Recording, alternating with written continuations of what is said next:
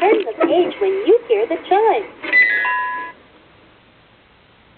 Long ago, there was a poor widow and her son Jack. They were so poor, they didn't even have money to buy food. So Jack's mother sent him to the market to sell their only cow. He foolishly traded the cow for just a few beans. His mother was so upset, she threw the beans out the window. When Jack awoke the next morning, he couldn't believe his eyes. Where his mother had thrown the beans, a tall beanstalk had grown.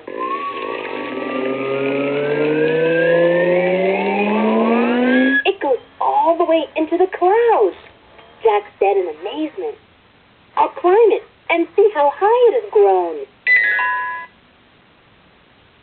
Jack climbed and climbed until he reached the top. There in the clouds, he was met by a friendly fairy who told him how his family had become so poor. Long ago, your mother owned a magic flower. Each of the flower's petals were gold, and whenever you picked a petal from the flower, a new gold petal would grow in its place. The fairy continued her story. A wicked giant came and stole your mother's flower. It has made him rich, and now he lives there. She pointed to a distant castle. You might get the flower back if you are clever, but be very careful, for he is an angry, dangerous giant. He can't see well, but he can smell even a small bear like you. Jack went to the castle, but it was so large that he couldn't even open the door. Jack hid out front until the giant came out. Then he snuck by him. But the giant thundered, "Be-5, whoa there! I smell the fur of a sneaky little bear." Thinking fast, Jack scurried to the castle's dining room and hid inside a giant bowl of fruit. From the fruit bowl, Jack watched until he saw where the giant kept the magic flower. Then he waited until the giant was resting after his meal. Jack saw one of the giant's eyelids droop, then the other. Soon, the giant began to snore, big giant snores. Jack grabbed the magic flower and tiptoed away.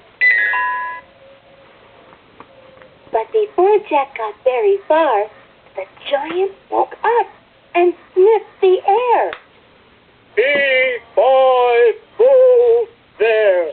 I smell the fur of a sneaky little bear." He thundered. Jack ran for the beanstalk as fast as he could.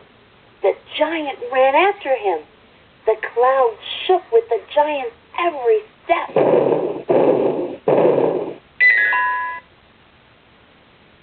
Jack made it to the stalk and slid down it.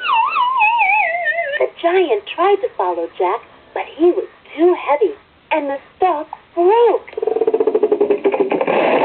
The giant fell through the air until he landed on another cloud. But that cloud was blown by the wind and carried the giant far, far away. From that day on, thanks to the magic flower, Jack and his mother always had enough to eat. Because they had plenty, they were always ready to share with others in need. And because they shared, unlike the grumpy, selfish giant, they were always happy. The end. Did you like that story? My favorite part was about the sharing.